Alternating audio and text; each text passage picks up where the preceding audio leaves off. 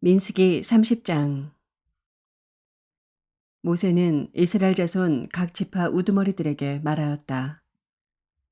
이것은 주님께서 명하신 것입니다.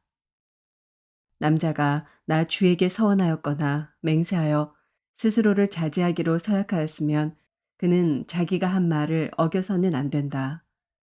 그는 입으로 한 말을 다 지켜야 한다.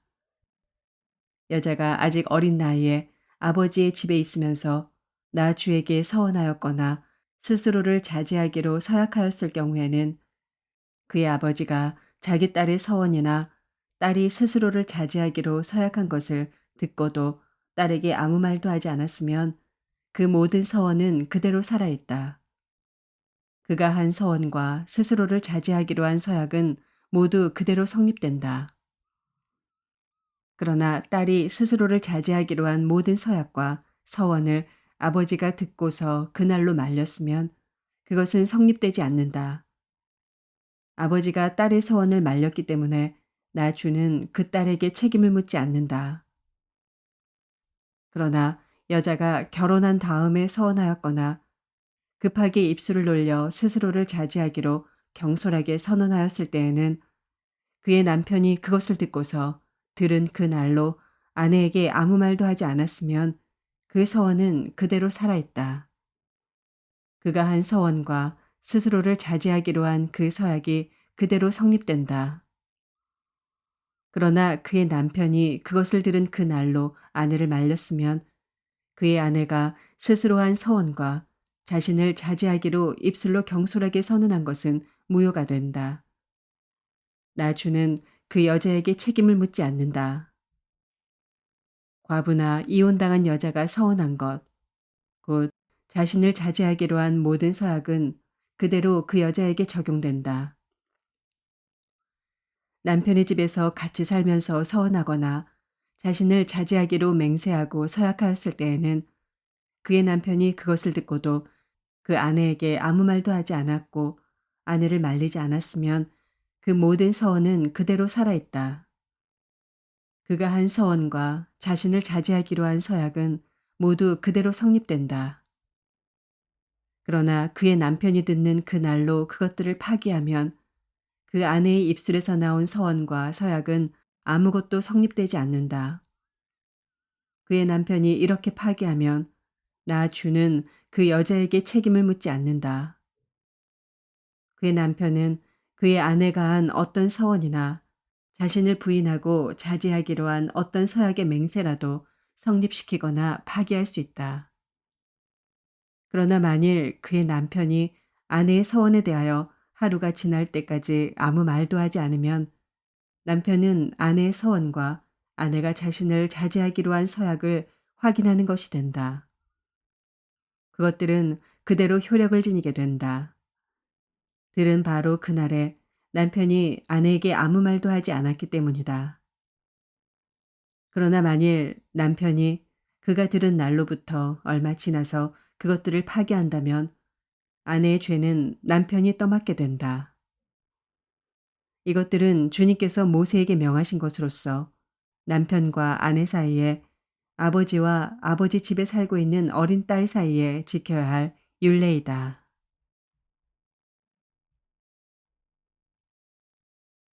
시편 74편. 하나님, 어찌하여 우리를 이렇게 오랫동안 버리십니까? 어찌하여 주님의 목장에 있는 양떼에게서 진노를 거두지 않으십니까? 먼 옛날 주님께서 친히 값주고 사신 주님의 백성을 기억해 주십시오. 주님께서 친히 속량하셔서 주님의 것으로 삼으신 이 지파를 기억해 주십시오. 주님께서 거처로 삼으신 시온산을 기억해 주십시오. 원수들이 주님의 성소를 이렇게 훼손하였으니 영원히 폐허가 된 이곳으로 주님의 발걸음을 옮겨 놓아 주십시오. 주님의 대적들이 주님의 집회 장소 한가운데로 들어와서 승전가를 부르며 승리의 표로 깃대를 세웠습니다. 그들은 나무를 도끼로 마구 찍어내는 밀림의 벌목꾼과 같았습니다. 그들은 도끼와 쇠망치로 성소의 모든 장식품들을 찍어서 산산조각을 내었습니다. 주님의 성소에 불을 질러 땅에 뒤엎고 주님의 이름을 모시는 곳을 더럽혔습니다. 그들은 씨도 남기지 말고 전부 없애버리자 하고 마음먹고 이 땅에 있는 하나님을 만나 뵙는 장소를 모두 불살라버렸습니다. 우리에게는 어떤 징표도 더 이상 보이지 않고 예언자도 더 이상 없으므로 우리 가운데서 아무도 이 일이 얼마나 오래 갈지를 아는 사람이 없습니다. 하나님, 우리를 모욕하는 저 대적자를 언제까지 그대로 두시렵니까? 주님의 이름을 모독하는 저 원수를 언제까지 그대로 두시렵니까? 어찌하여 주님께서 주님의 손, 곧 오른손을 거두십니까? 주님의 품에서 빼시고 그들을 멸하십시오. 하나님은 옛적부터 나의 왕이시며 이 땅에서 구원을 이루시는 분이십니다. 주님께서는 주님의 능력으로 바다를 가르시고 물에 있는 탄인들의 머리를 깨뜨려 부수셨으며 리워야단의 머리를 짓부수셔서 사막에 있는 짐승들에게 먹이로 주셨으며 샘을 터뜨리셔서 개울을 만드시는가 하면 유유히 흐르는 강을 메마르게 하셨습니다. 낮도 주님의 것이요 밤도 주님의 것입니다. 주님께서 달과 해를 제자리에 두셨습니다. 주님께서 땅의 모든 경계를 정하시고 여름과 겨울도 만드셨습니다. 주님, 원수가 주님을 비난하고 어리석은 백성이 주님의 이름을 모욕하였습니다. 이 일을 기억하여 주십시오. 주님께서 맷비둘기 같은 주님의 백성의 목숨을 들짐승에게 내주지 마시고 가련한 백성의 생명을 영원히 잊어버리지 마십시오. 땅이 그늘진 곳마다 구석구석 폭력배의 소굴입니다. 주님께서 세워주신 언약을 기억하여 주십시오. 억눌린 자가 수치를 당하고 물러가지 않게 해주십시오. 가련하고 가난한 사람이 주님의 이름을 찬송하게 해주십시오. 하나님, 일어나십시오. 주님의 소송을 이기십시오.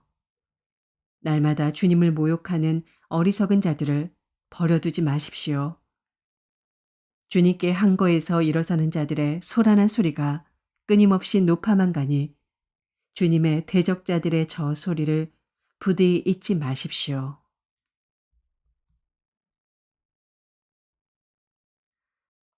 이사야서 22장. 이것은 환상 골짜기를 두고 하신 엄한 경고의 말씀이다. 너희가 무슨 변을 당하였기에 모두 지붕에 올라가 있느냐?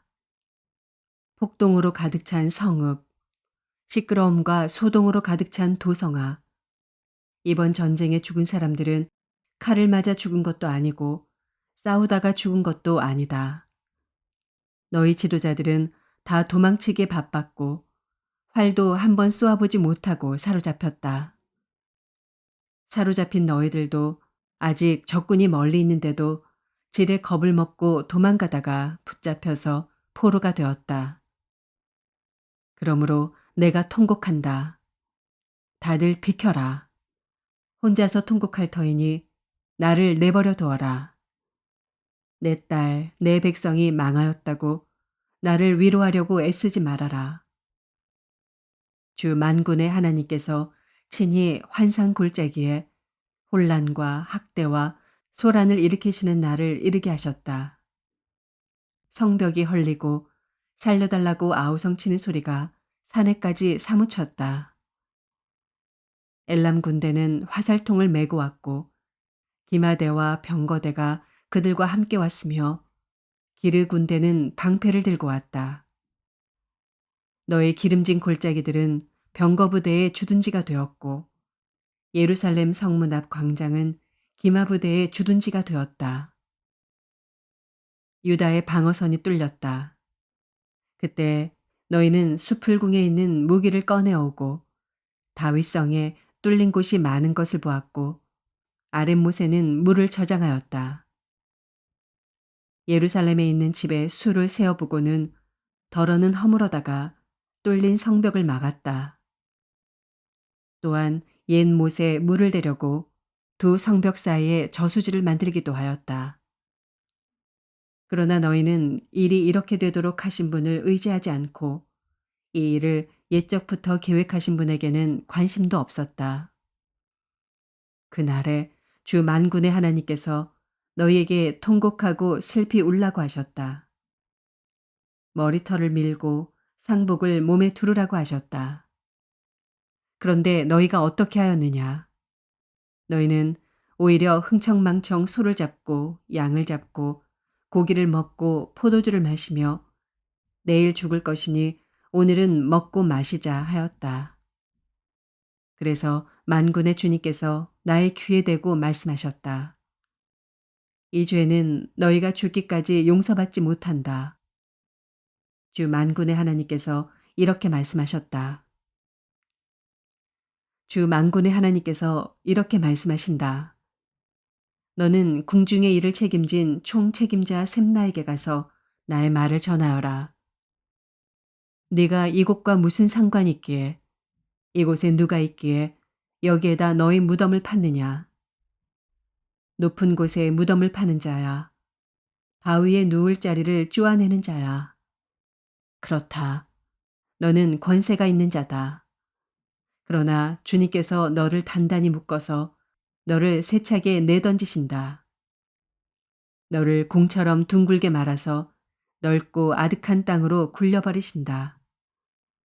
내가 거기에서 죽을 것이다. 내가 자랑하던 그 화려한 병거들 옆에서 내가 죽을 것이다. 그리하여 너는 너의 상전의 집에 수치거리가 될 것이다. 내가 너를 너의 관직에서 쫓아내겠다. 그가 너를 그 높은 자리에서 끌어내릴 것이다.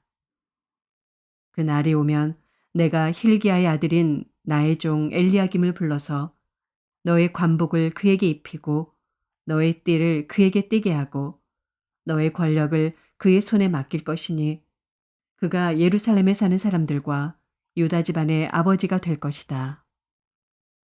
내가 또 다윗 집의 열쇠를 그의 어깨에 둘 것이니 그가 열면 닫을 자가 없고 그가 닫으면 열 자가 없을 것이다. 단단한 곳에 잘 박힌 목같이 내가 그를 견고하게 하겠으니 그가 가문의 영예를 빛낼 것이다. 그의 가문의 영광이 그에게 걸릴 것이다.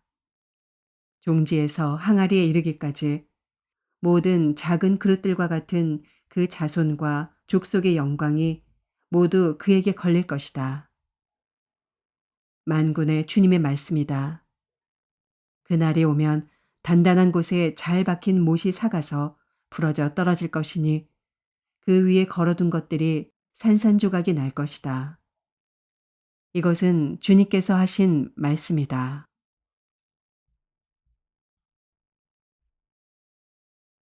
베드로후서 3장. 사랑하는 여러분, 나는 여러분에게 이 두 번째 편지를 쓰고 있습니다. 두 편지로 나는 여러분의 기억을 되살려서 여러분의 순수한 마음을 일깨우려고 합니다. 그렇게 해서 거룩한 예언자들이 이미 예언한 말씀과 주님이신 구주께서 여러분의 사도들을 시켜서 주신 계명을 여러분의 기억 속에 되살리려는 것입니다. 여러분이 무엇보다 먼저 알아야 할 것은 이것입니다. 마지막 때에 조롱하는 자들이 나타나서 자기들의 욕망대로 살면서 여러분을 조롱하여 이렇게 말할 것입니다. 그리스도가 다시 오신다는 약속은 어디 갔느냐? 조상들이 잠든 이래로 만물은 창조 때부터 그러하였듯이 그냥 그대로다. 그들이 이렇게 말하는 것은 하나님의 말씀으로 하늘이 오랜 옛날부터 있었고 땅이 물에서 나와 물로 말미암아 형성되었다는 것과 또 물로 그때 세계가 홍수에 잠겨 망하여 버렸다는 사실을 그들이 일부러 무시하기 때문입니다.